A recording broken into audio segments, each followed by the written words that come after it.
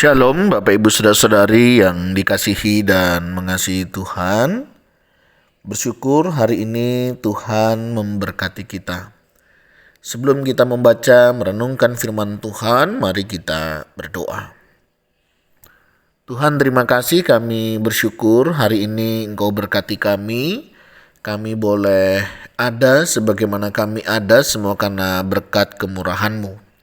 Sebentar kami akan membaca, merenungkan firman-Mu, berfirmanlah dan biarlah kami mengerti apa yang menjadi kehendak-Mu di dalam hidup kami. Kami berdoa di dalam nama Tuhan Yesus Kristus, haleluya, amin. Ayat bacaan kita hari ini terambil dari Mazmur 139, baiknya yang ke-10. Juga di sana tangan-Mu akan menuntun aku, dan tangan kanan-Mu memegang aku. Amin, demikianlah firman Tuhan, mari kita merenungkannya. Bapak Ibu Saudara yang dikasihi dan mengasihi Tuhan, dalam kehidupan yang penuh dengan kesibukan dan tantangan, seringkali kita merasa terasing dan sendirian. Namun di dalam Mazmur 139 ini mengingatkan kita bahwa dimanapun kita berada, Tuhan selalu dekat dengan kita.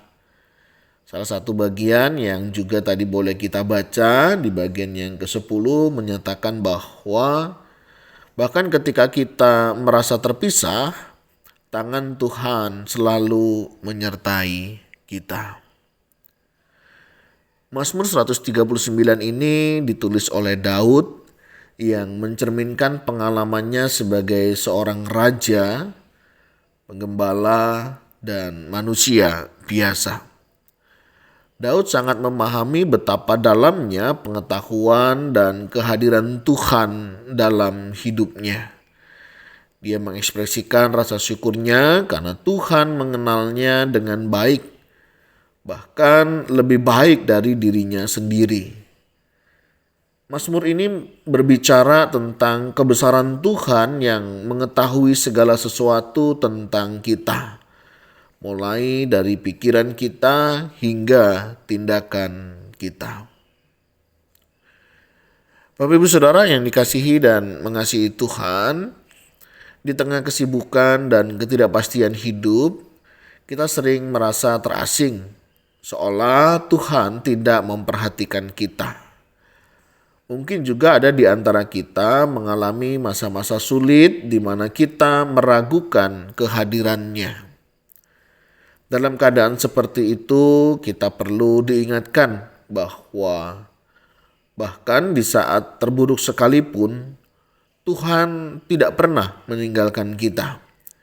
Dia selalu hadir, siap membantu dan menuntun kita. Pemazmur melalui ayat ini ingin menegaskan bahwa Tuhan tidak hanya mengetahui keadaan kita, tetapi juga selalu siap untuk menolong kita. Sekalipun aku berada di ujung bumi, tangan-Mu akan memimpin aku, dan tangan kanan-Mu akan memegang aku. Ini adalah pernyataan iman bahwa tidak peduli seberapa jauh kita merasa dari Tuhan, Dia selalu dekat, memberikan kekuatan dan dukungan. Timothy Keller pernah mengatakan, ketika kita merasakan bahwa kita berada di ujung dunia, kita seharusnya tidak takut. Kenapa? Karena Tuhan selalu menyertai kita. Dia adalah sumber kekuatan dan harapan kita, meskipun kita merasa terasing.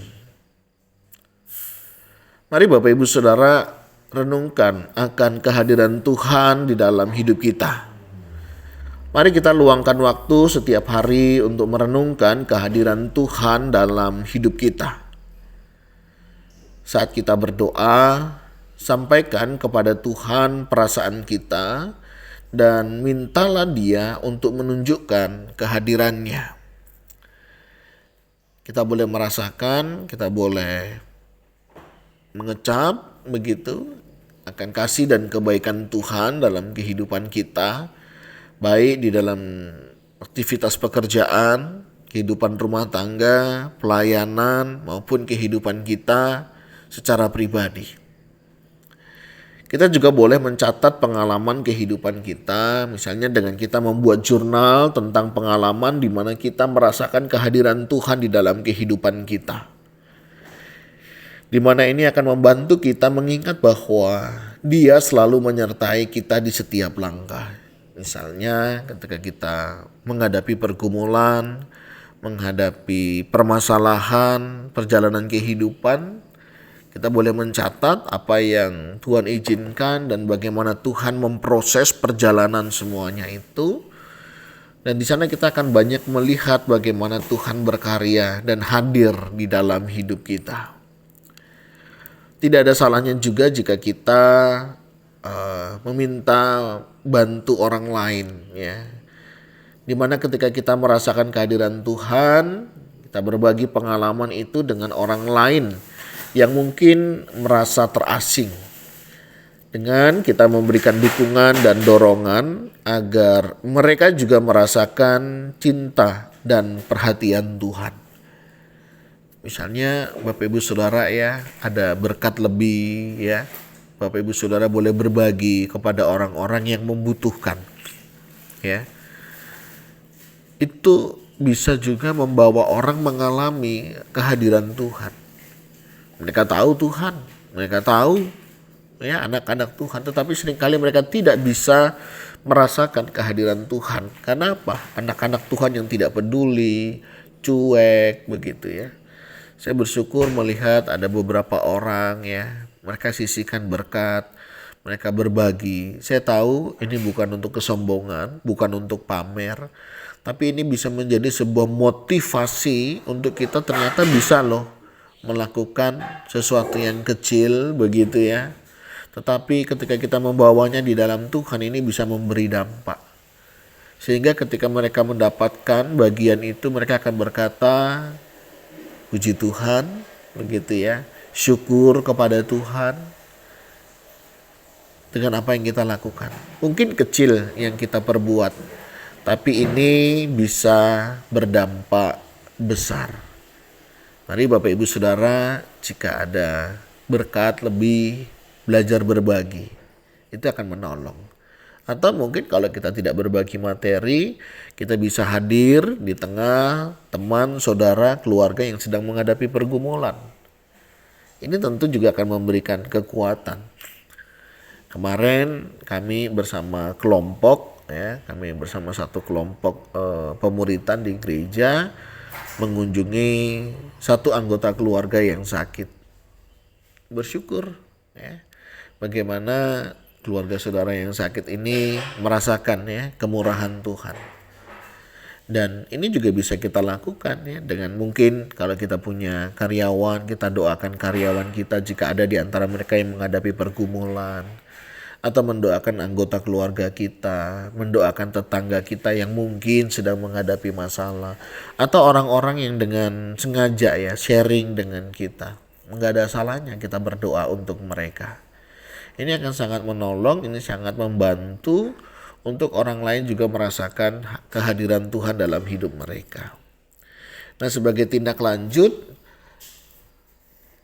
dalam pembacaan Mazmur 139 ini secara keseluruhan, dan temukan kenyamanan dalam setiap ayat, dan izinkan firman Tuhan membimbing langkah-langkah untuk kita hidup dari hari ke sehari ya. Ada banyak ayat di dalam bagian ini yang kita bisa baca, dan tentunya ini juga akan menolong kita untuk kita boleh mengerti, memahami apa yang menjadi kehendak Tuhan di dalam kehidupan kita. Jangan jemu-jemu dalam membaca merenungkan firman Tuhan, dan biarlah setiap kita juga boleh mengalami kasih dan anugerah-Nya. Mari melalui Mazmur 139 baiknya yang ke-10 yang mengingatkan kita bahwa kita tidak pernah sendirian, Dimanapun kita berada, Tuhan selalu siap menuntun dan memegang kita.